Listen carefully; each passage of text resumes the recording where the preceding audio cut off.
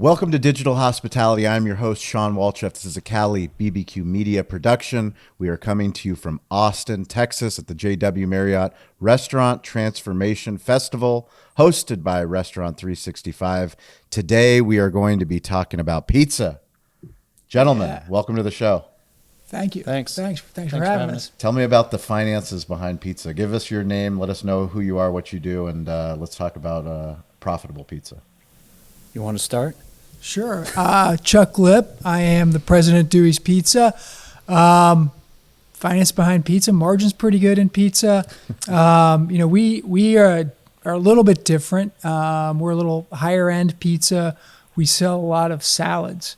Ooh, I like it. So salads, good margin? Salads are pretty decent margin when there's not a romaine shortage or lettuce isn't going through the roof, as long as things are going good in your neck of the woods. Yeah, in our neck of the woods. In the different growing areas, right? Pretty good. But, salads quick. We have a goal of getting salads out in 5 minutes. Pizzas take about 15, so we can sell a lot of salads that go really well with the pizza. And it's sometimes a little better calorie count than a pizza, but, different flavor.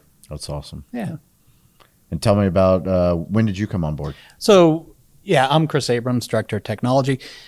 I came on board about 2 years ago, I think, a year and a half, but I consulted with them for a couple months prior to that coming on board.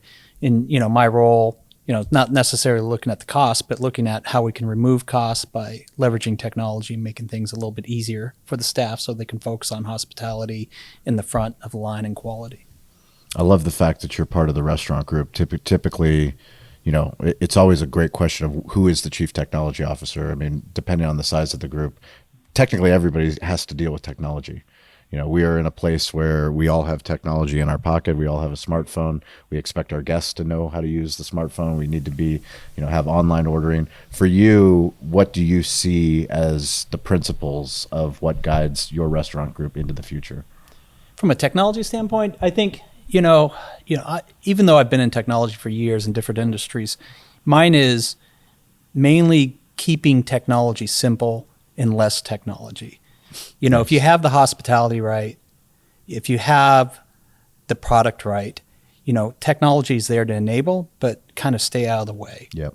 And, that's kind of what, I see us doing right now. We have this big initiative to get better data to make decisions. And make decisions on, whether that's scheduling, what to order, when to order, what is our productivity through the line, who's doing what the best, which team is working the best. That's kind of what we're focusing on right now, is kind of gathering all that data and making sure it's accurate and clean and finding the best way to get into that. That's awesome. Tell us more about the brand. Brand, we are all company owned, so we have 25 That's locations. Amazing. Yeah.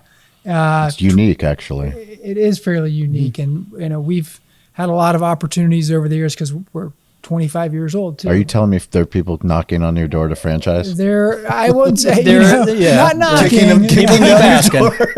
People frequently are sending feelers out for, hey, would you guys be interested in franchising? I was in your restaurant, really like the food. Yep. And it's like it'd be just really easy to kind of give up the brand, but we're pretty passionate about our team. We're extremely passionate about the quality of product. It's what differentiates us. And we make all of our dough fresh every day. We distribute our own dough. So, I'm not saying never. We could franchise if the time was right or something, happened that we felt really good about it. But at this point, and for 25 years, we've kind of pushed off franchising. So, are you also in consumer packaged goods? Is that what you said? No. You don't sell the dough. No, well, we do sell the dough, but you have to come into the store to pick it up. But not in like a grocery store. No, not in a grocery store. Not yet. Have you thought about that? We have. Yeah, we've explored some of that. We've done some case studies on it, but our focus always gets pulled back into how do we build more stores? How do we support the stores better? How do we improve what we're doing in the stores to get things just right? 50% of our sales, pre-pandemic, 60% of our sales was on premise, and now it's between 50 and 60 that's off premise. It's amazing. Yeah. So we have a really good service model. Hospitality is really in our blood. What does digital hospitality mean to you?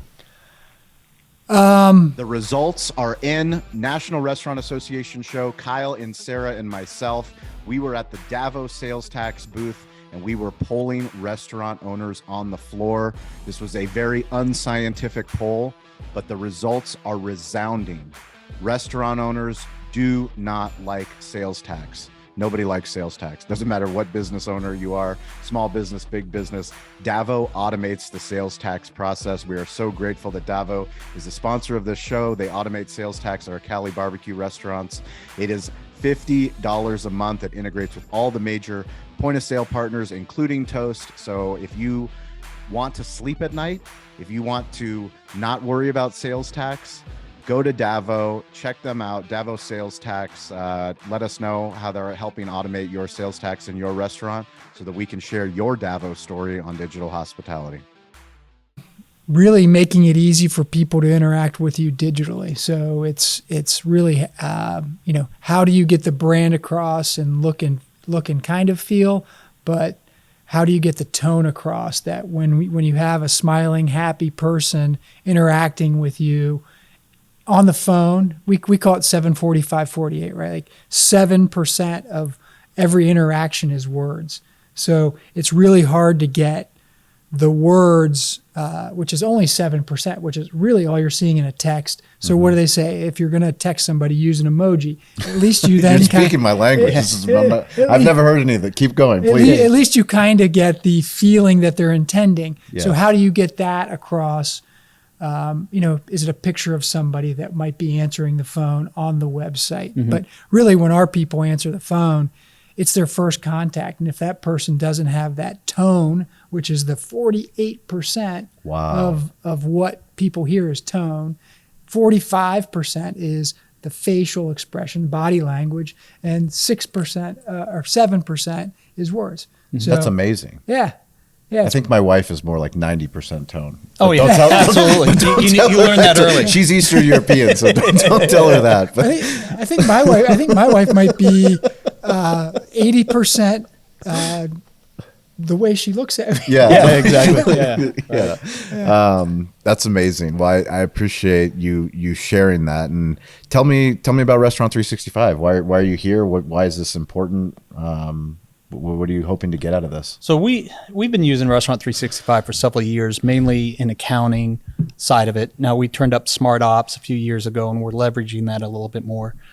Chuck's speaking tomorrow on some of the data side of it, but we're really focused right now on, as we're changing point of sales and doing some other things, figuring out how we can better leverage the new BI tool that they have coming out. Yep. It's pretty powerful. And if we could get all of that stuff centralized into that same system and kind of help be the voice here while we're with 365, kind of help guide the direction they're going to go with that, that'd be extremely beneficial for us. So the main reason for us being here is that also meeting other brands that are using 365. How are they struggling? I've had a couple conversations today with people on how are they doing training, how are they leveraging the scheduler better, and just learning back and forth. So that's probably our main thing is restaurant, meeting with other restaurants, and then also kind of influencing the product group here on the direction they take some of the tools. Yeah, I mean, I think it's like, hey, how do we? And when we started with 365, there was a lot of hey, bring it up from the stores and try to food costs, labor costs. Those were the big components, and then what else have we added with 365 that has really helped us? So, actual versus theoretical. So the ABT piece of it, which was something in pizza a lot of people struggle with because every pizza can be unique with the number of ingredients, the difference in ingredients. So we would say, hey, one store might sell more specialty pizzas versus pepperoni and cheese and sausage pizza, and the cost on a cheese, sausage, pepperoni pizza is a lot less than a high-end specialty pizza. So then you're like, okay, well, what should it be? Mm-hmm. And finding a company, a middle ground for the company was really hard, but it's been helpful to get the ABT down with 365. Yeah, and I think we rolled out a lot of technology right at the same time, not in 365. And, sure. And I think that change was big, and so we're almost kind of re-engineering how 365 is built and how all of our systems integrate with that, which is awesome. I mean, 2 years ago, 3 years ago, the product is a lot different than it is now. It's much more capable. And so it's, I think the timing's right for us to make those changes. That's awesome. Why is it important to speak? Hey everyone, Avi Gorin, CEO and co-founder of Marquee, and I want to talk about the customer journey for a second. You never know as a restaurant owner where your guests are truly coming from. End of the day, we do see some patterns around two types of search behaviors: direct versus discovery. Direct search, for an example, would be jumping into Google and saying Cali barbecue hours, right? I know where I want to go to eat, but I'm missing a key detail. I need a little bit more information. Discovery, which is the bulk of searches, is barbecue in San Diego, restaurants near me, takeout near me, right? One of the best ways to be found for more discovery searches is leveraging keywords. Reviews are basically free content for you to leverage. Think about keywords that are relevant to your brand, your location, and include as many of those in your review responses as possible, right? How can you go about doing this? Let's set up reports, utilize tools like Google Trends, find out what's going on in your area and how you can help leverage these keywords and review responses, because someone else is doing that, right?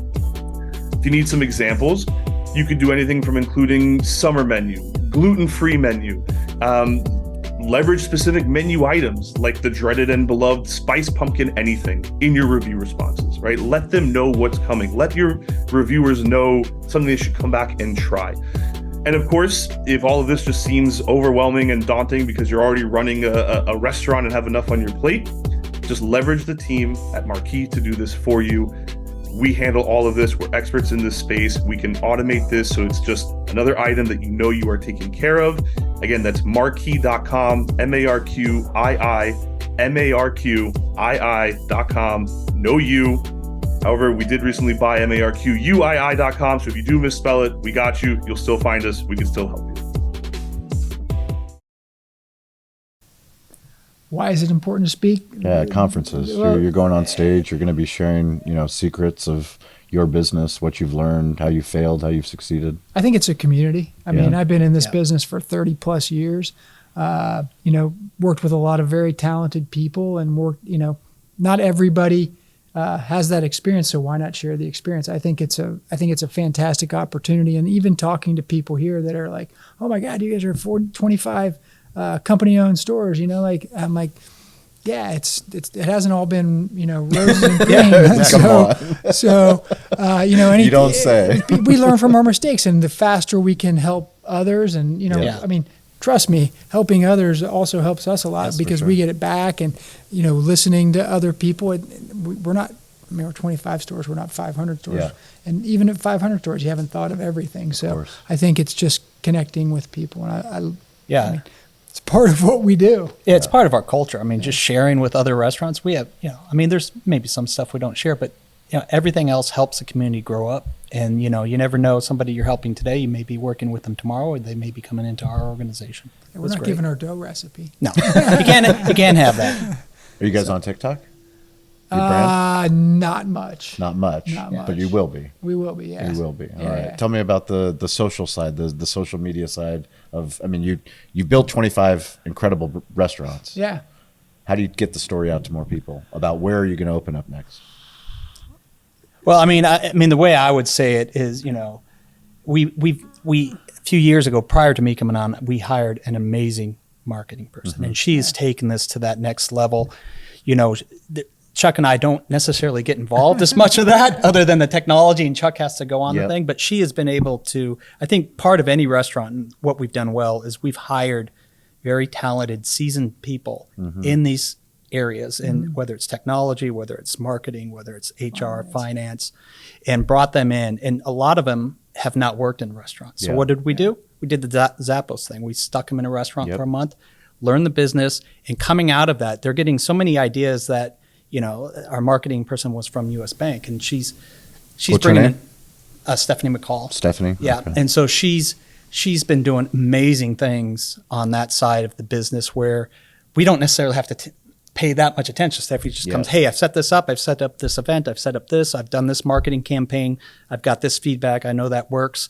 And it's beautiful to see that. And at a restaurant our size, it's beautiful to have a team like that. We were a four walls marketing company for Yep. 20. Well, Stephanie's been here for 5 years, so for 20 years, it was take care of the product, take care of the people, take care of the facility, and it worked really well. And we went into some new markets, and we weren't kind of first gourmet pizza in those markets, so we were like, hey, we need to hire somebody who can professionally do this, because we were chewing gum and stringing it together, and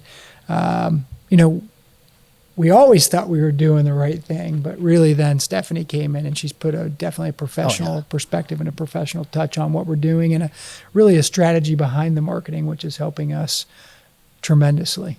Well, I appreciate you coming on the show. One of the things that we teach everybody that watches our show is everyone's story matters, from the CTO to the CEO to the president to the marketing person, the salesperson. If we believe in the brands that we believe in, the way that we get the story out is this incredible technology that we all have in our pocket.